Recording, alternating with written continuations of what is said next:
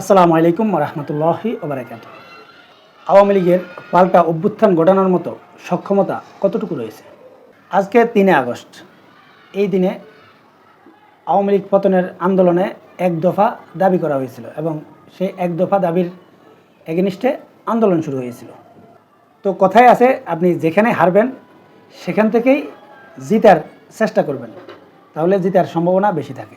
আর এই কারণে ৩ আগস্ট অত্যন্ত গুরুত্বপূর্ণ ছিল। এটা এই বিএনপি, জামাত এবং এনসিপির জন্য, আবার আওয়ামী লীগের জন্য। এবং এই দিনটাকে ঘিরে নানা রকম সতর্কতা অবলম্বন করছে সরকার, বিএনপি, জামাত, এনসিপি সবাই মিলে। এখন প্রশ্ন হচ্ছে যে আওয়ামী লীগের পাল্টা অভ্যুত্থান ঘটানোর সক্ষমতা কতটুকু রয়েছে এবং সেটা সম্ভব কিনা। দেখেন, ৫ আগস্ট যেটা সংগঠিত হয়েছে এবং আওয়ামী লীগের যে পতনটা হয়েছে, এটা শুধুমাত্র রাজনৈতিক দলগুলোর কারণে হয়নি।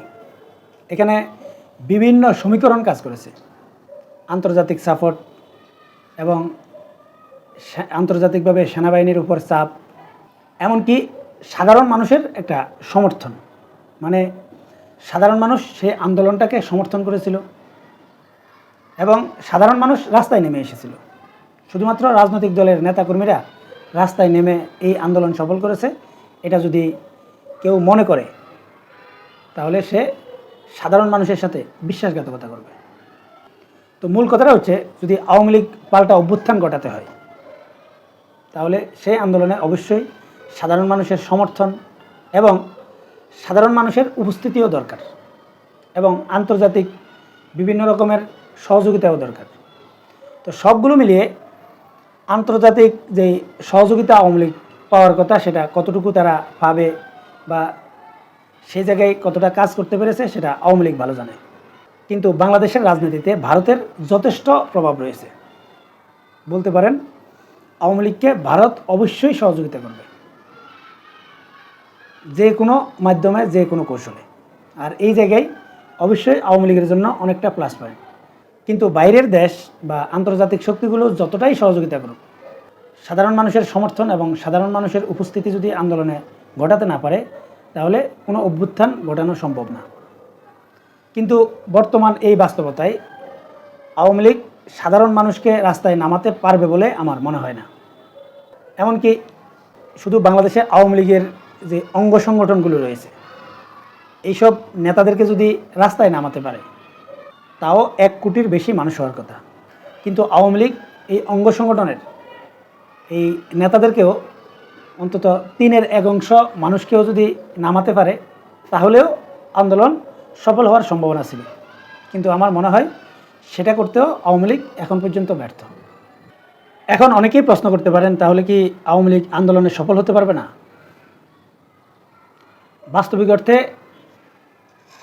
আওয়ামী লীগের মূল প্ল্যানটা কি, সেটা আওয়ামী লীগের যারা নেতৃত্বস্থানীয় লোক আছে তারাই ভালো জানে।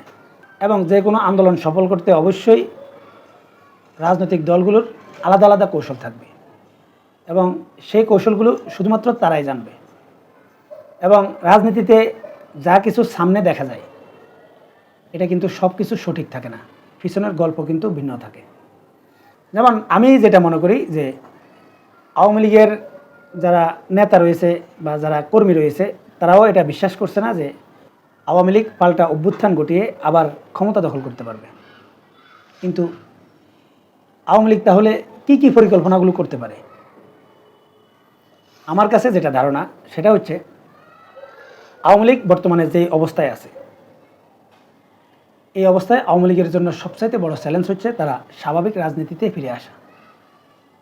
এবং আমার দৃঢ় বিশ্বাস আওয়ামী লীগ স্বাভাবিক রাজনীতি করার পরিকল্পনায় আছে। এবং আওয়ামী লীগের যারা সমর্থক এবং নেতাকর্মী, তারা এখন পর্যন্ত এটা বিশ্বাস করে যে যদি জামাত বিএনপিকে আলাদা করে দেওয়া যায় এবং তারা যদি আলাদা মুখোমুখি লড়াই করে, তাহলে সেটাকে ব্যবহার করে আওয়ামী লীগ আগামী নির্বাচনেই ক্ষমতায় চলে আসা সম্ভব।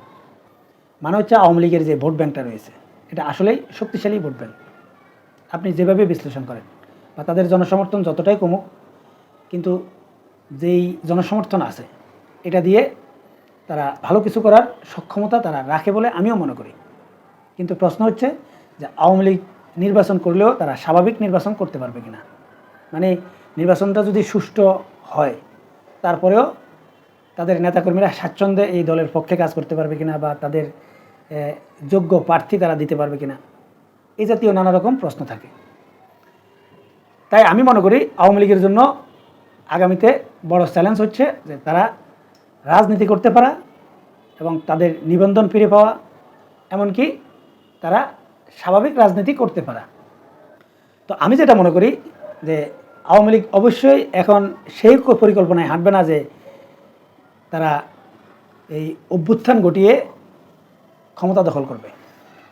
আমার মনে হয় যে আওয়ামী লীগের এই প্ল্যানটা থাকতে পারে। আপনারা যদি একটু 1/11 যখন সংগঠিত হয় তখন পরিবেশটা যদি একটু পর্যালোচনা করেন তখন এটা নিশ্চয়ই বুঝতে পারবেন যে সেই সময় বিএনপি জামাত এবং আওয়ামী লীগের যেই দ্বন্দ্ব তৈরি হয়েছিল এবং সেই সময় যে লাশের উপর নৃত্য করার যেই দৃশ্যগুলো আপনারা দেখেছেন, যেই দ্বন্দ্বগুলো আপনারা দেখেছেন, এই দ্বন্দ্বের কারণে 1/11 সংগঠিত হয়েছে।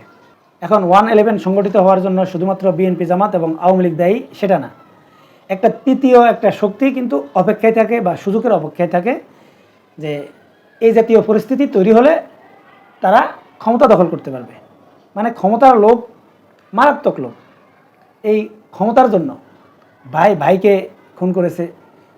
এখনকার ইতিহাস বাদ দেন, পূর্বের ইতিহাসগুলোতেও ভাই ভাইয়ের বিরুদ্ধে লড়েছে, বাবা ছেলের বিরুদ্ধে লড়েছে, ভাই ভাইকে হত্যা করেছে, বাবা ছেলেকে হত্যা করেছে, ছেলে বাবাকে হত্যা করেছে।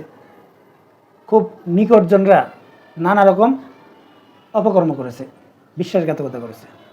তাই অবশ্যই তৃতীয় শক্তিরা ক্ষমতা দখল করার জন্য অবশ্যই সুযোগ খুঁজবে। এখন বর্তমান এই প্রেক্ষাপটে যদি বাংলাদেশে সেরকম কোনো অস্থিতিশীল পরিবেশ তৈরি করা যায়, মানে আওয়ামী লীগ যদি সেরকম কোনো অস্থিতিশীল পরিবেশ তৈরি করতে পারে, তাহলে তৃতীয় পক্ষ ক্ষমতা নিয়ে নেওয়ার সুযোগটা পাবে। তার মানে কি দাঁড়ালো? তার মানে এটা দাঁড়াতে পারে বাংলাদেশের সেনাবাহিনী বলেন, গোয়েন্দা ডিপার্টমেন্ট বলেন, পুলিশ প্রশাসন থেকে শুরু করে আমলা, সব জায়গায় এখন পর্যন্ত আওয়ামী লীগের উপস্থিতি সবচাইতে বেশি শক্তিশালী। এটা আপনাদেরকে প্রত্যেকের মানতে হবে। যদি বাস্তবিক অর্থে যদি সেরকম একটা অস্থিতিশীল পরিবেশ আওয়ামী লীগ যদি তৈরি করে এবং তৃতীয় পক্ষের হাতে যদি ক্ষমতা চলে যায়, তাহলে বর্তমান পরিস্থিতির চাইতেও আওয়ামী লীগের জন্য ওটাই সবচাইতে বেশি কল্যাণকর হবে এবং স্বাভাবিক রাজনীতিতে ফেরার বন্দোবস্ত কিন্তু তারা পেয়ে যাবে। এবং যদি তৃতীয় শক্তির হাতে ক্ষমতা চলে যায় এবং সেই ক্ষমতাটা যদি মোটামুটি এই 1/11 সরকারের মতো 1-1.5 বছরও যদি হয়, তাহলে সেটা আওয়ামী লীগের জন্য সবচেয়ে বেস্ট হবে বলে আওয়ামী লীগ মনে করছে। মানে এই জাতীয় একটা প্ল্যান আওয়ামী লীগের থাকতে পারে বলে আমার মনে হচ্ছে। আর এই কারণে আমি মনে করছি যে আওয়ামী লীগ যেই হুমকি দামকিগুলো দিচ্ছে বা আওয়ামী লীগ যেই পরিকল্পনাগুলো করছে, এই পরিকল্পনাগুলো অবশ্যই তারা পাল্টা অভ্যুত্থান ঘটিয়ে ক্ষমতা দখল করার জন্য করবে না। অবশ্যই এই প্রশাসন থেকে শুরু করে, সেনাবাহিনী থেকে শুরু করে বা সরকারি অন্যান্য যে মেকানিজমগুলো রয়েছে, এই মেকানিজমগুলোতে তাদের যেই লোকগুলো আছে, এটার মাধ্যমে তারা তৃতীয় শক্তির হাতে অবশ্যই ক্ষমতা দিয়ে দিতে চাইবে। আর সেটা যদি বাস্তবায়ন করতে হয় তাহলে একটা পরিবেশ দরকার বাংলাদেশে, এবং সেই পরিবেশটা তৈরি করার চেষ্টা করবে। এখন অনেকেই বলতে পারেন যে এটা কি বিএনপি, জামাত, এনসিপি এরা কি বুঝে না বা ডক্টর ইউনূস কি বুঝে না? আমি মনে করছি সেটা অবশ্যই তারাও বোঝে। যদি সেটা না বুঝতো তাহলে এই বিগত সময়গুলোতে আপনারা যেটা দেখেছেন যে এনসিপি নেতারা যেই সব বক্তব্য বিবৃতিগুলো দিচ্ছে, বিশেষ করে এই বিএনপির বিরুদ্ধে, এমনকি তারেক রহমানের বিরুদ্ধেও যেই সব বক্তব্য বিবৃতিগুলো দিয়েছে, এইসব বক্তব্য বিবৃতিগুলোর পর এই এনসিপি এবং বিএনপির মধ্যে মারাত্মক দ্বন্দ্ব তৈরি হয়ে যেত এবং সেটা সংঘর্ষে রূপ নিতে পারত। কিন্তু এটা বুঝে বিদায় সেরকম কিছু হচ্ছে না। বা তারেক রহমান এবং জামাতের আমি ডক্টর শফিকুর রহমান, এই দুইজনের মধ্যে আপনারা যদি ভোটের যে রাজনীতি, এখানে অনেক দূরত্ব দেখলেও বাস্তবিক অর্থে তারা ততটা দূরত্বে যাচ্ছে না। মূল জায়গায় বা আওয়ামী লীগ প্রশ্নে তারা কিন্তু সত্যিকার অর্থে এক থাকতেছে। এবং সেটার প্রতিফলন আপনারা আজকেও দেখতেছেন। সম্মানিত দর্শক, এটা আমার নিজস্ব চিন্তাধারা এবং নিজস্ব বিশ্লেষণ, কিন্তু আপনারা কি মনে করেন সেটা কমেন্টসে লিখে জানাতে পারেন। এখনকার মতো এই পর্যন্তই। আল্লাহ হাফেজ।